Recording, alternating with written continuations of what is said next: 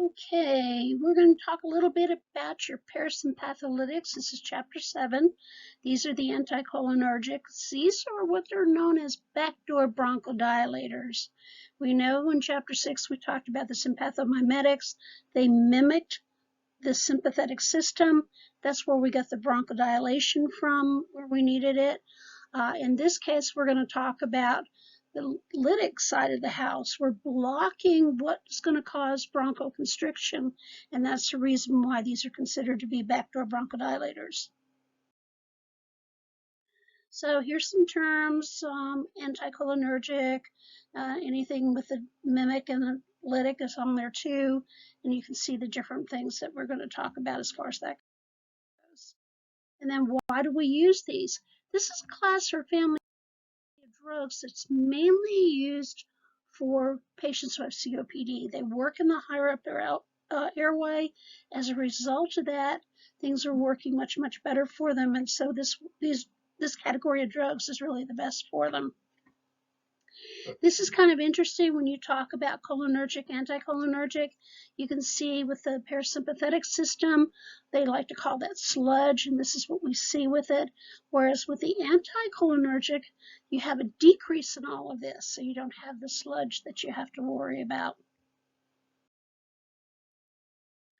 So basically, some of the indications for these: COPD maintenance, ipratropium and tiotropium are used for some patients who have asthma.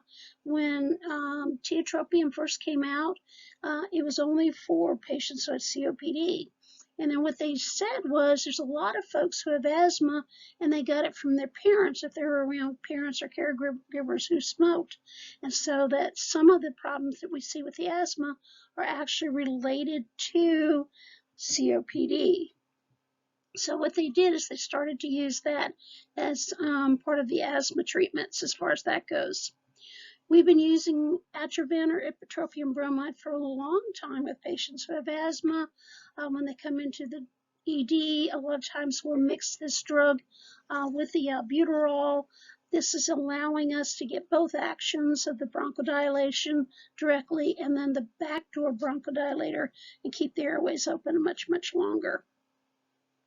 So you also see here then there's an indication for combined anticholinergics and beta agonist for patients with COPD with airflow obstruction.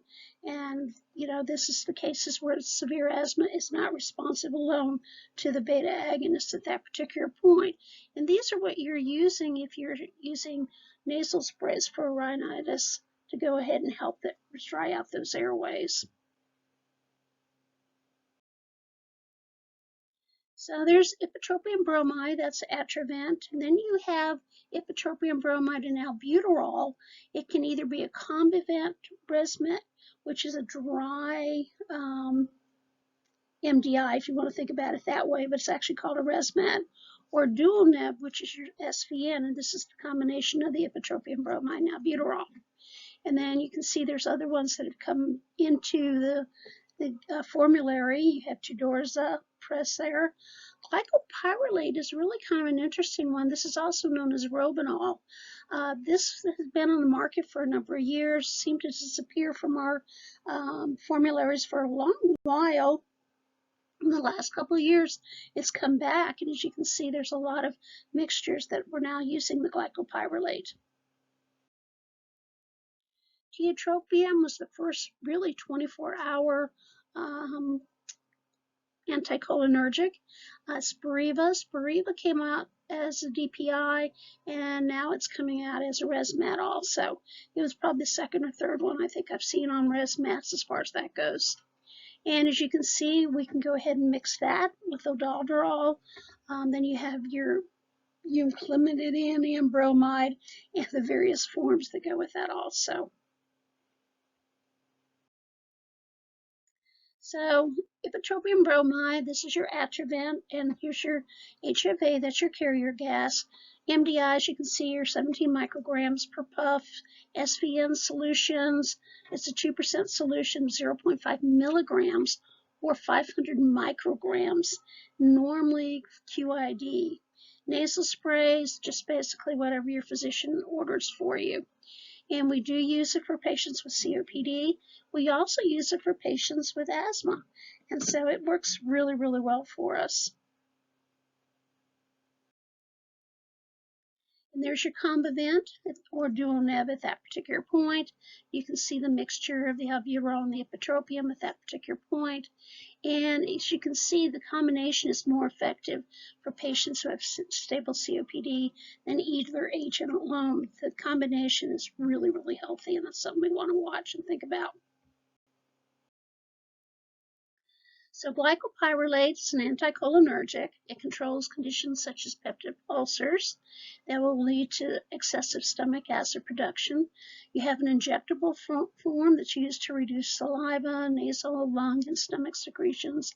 And it's also there to help control heart rate during surgery. They're also used to reduce drooling in children ages 3 to 16 who have certain medical conditions such as cerebral palsy. As you can see also, it now comes as a mixture that we can give. You're going to see one of them here, the Lohala Magnair, is a liquid utilizing a vibrating mesh nebulizer. You see these oftentimes on our mechanical ventilators. Doesn't add any dead space to the mechanical ventilator, and the mesh actually just works and breaks up the particle sizes to where they're within the therapeutic range. And as you can see, it's usually administered parenterally to reverse neuromuscular blockade. That means we're going to give it to you IV or other way. And it has been approved by the FDA for treatment of COPD.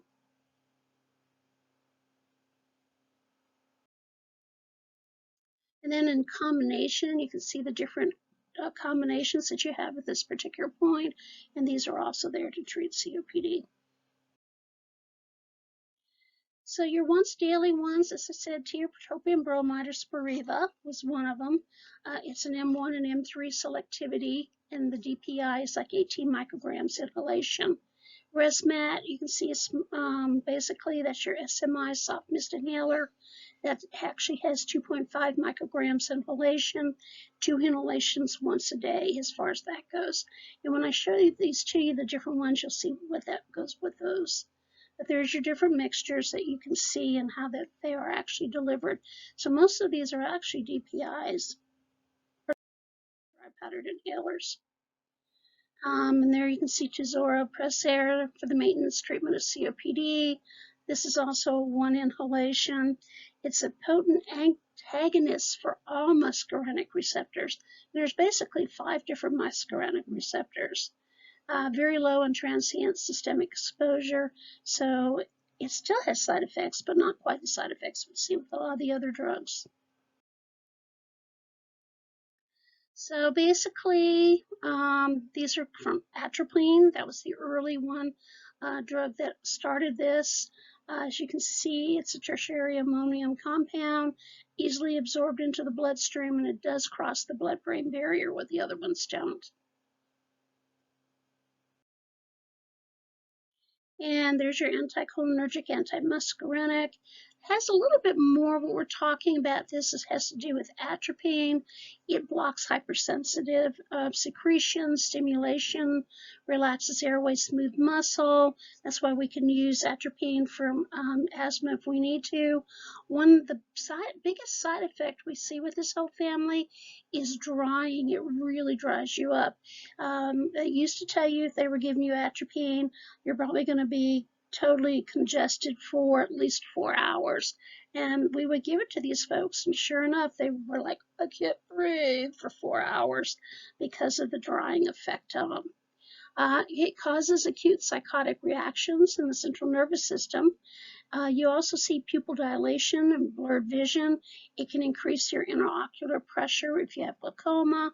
So we have to be careful if we're using these to keep it out of a patient's eyes. Otherwise, we're going to have some big issues with it. It is used to increase the heart rate in symptomatic bradycardia. We still use that. That's part of our ACLS algorithms when you learn that part of it too. Okay. It can cause dysphagia, decrease in GI motility, and emptying at that particular point. So you really do have to be watch these folks when you're giving them drugs like this.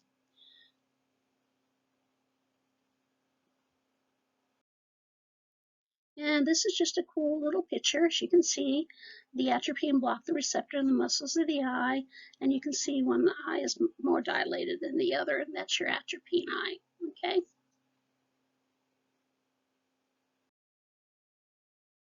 So some of the other effects that we see with the quaternary ammonium compounds, you get bronchodilation, but you don't have that central nervous system effect. Normally you don't have that effect with the eyes, no cardiac effect. You still have that dry mouth. In the general urinary portion of it, there's usually no effect. And most of your side effects are localized at the site of where it's given at this particular point. This is more of Atrovent, and as we said, Atrovent causes bronchodilation, it blocks cholinergic action, reduces hypersecretion in nasal passages, and it works fairly well.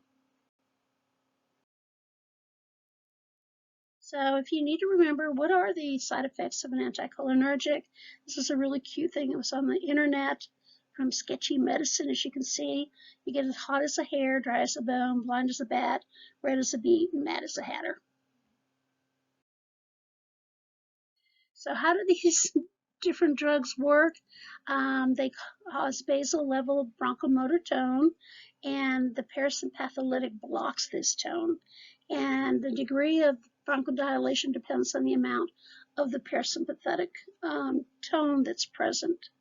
And so if you're healthy, there's just minimal effects as far as that goes. And one of the things is atropine also inhibits exercise-induced asthma and psychogenic bronchospasm and bronchoconstriction caused by the blockage of your cholinergic agents. We can see these sometimes when we talk about lidocaine, and we'll talk about lidocaine a little bit later in a different category. Deep breaths can stimulate your cough receptors, and they can increase your bronchomotor tone. This is really good. We can use it with our patients who have asthma and COPD. Just got to be careful as far as that goes. And there's 3 of your muscarinic sites. As you can see, these are the different things that they cause. So the adverse effect of these drugs, we don't normally see any in the blood pressure, EKG, or heart rate. We don't see any problems with your ventilation perfusion abnormalities. There's no tolerance or loss of protection, which is really, really good. Side effects, drying. I cannot stress to you how drying this medication is. It can also have a cough. It's one of the things that's interesting when you're dealing with patients is you'll sometimes tell them, you know, we need to use a holding chamber or a spacer when we're giving this medication, especially want to keep it out of their eyes. And these guys will tell you, yeah, well, if I don't feel in the back of my throat or it doesn't make me cough, then I know it's not working. That's not quite how this works. And sometimes you can convince them, sometimes you can't. So you do have to be careful with that when you're dealing with folks. Some of the other things we can see, as you can see with this, is a little dyspnea, flu-like symptoms, bronchitis, upper respiratory infection. It's always interesting to find out that we're giving you a drug to take care of your respiratory issues that's going to cause you respiratory issues. So how do we use them? We use them with COPD. They're more potent than bronchodilators, than the beta-adrenergics and emphysema and bronchitis, and the FDA has approved these for COPD. What's interesting now is although they're approved for COPD, if you remember, what happens is they will eventually work their way over to the asthma category too. The problem is you got to know how it affects people who have asthma before you allow that to happen. Okay. So the prolonged effects of these are LAMAs, okay, are useful in controlling your nocturnal asthma symptoms, where your cholinergic mechanism increases the airway tone. We mix the two, the short-term bronchodilators and ipratropium are really good. That helps your patients with COPD. Also helps your patients with asthma or having some issues, and we're not getting the asthma under control like we like to. So there it is, no label indication for asthma in the United States, even though we do it. They're not clearly superior to your beta agonist, okay? So if you're having asthma because we're slower in the airway, the beta agonists are the first bet that we want to do, and then we can add to it, okay? And as we talked about, you can sometimes do it in nocturnal asthma, psychogenic asthma, being treated for other things. As an alternative to theophylline, chapter 8 is the xanthines, and when we talk about the xanthines, we're talking about theophylline. And theophylline has its own list of long side effects. It's a drug that has to be given very carefully. And there you can see we can also give it where we're having problems with the beta agonist or unable to control this in some cases.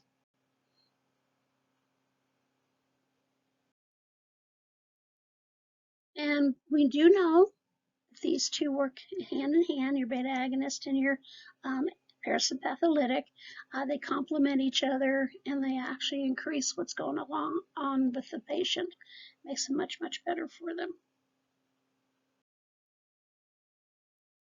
One of the things we used to say is, okay, if you're going to administer drugs, one of the first things you wanted to do was to administer a bronchodilator. And then you could follow up with your parasympatholytic. And then we would go to the steroids and anything else that we wanted to. There's no data that says that has to be done. However, we still do it that way for the most part. As you can see with a ResMat or DuoNeb, there's no problem because these are pre-mixed and we're going to be able to use it and not have to worry about, well, did you really do this first or you do that first?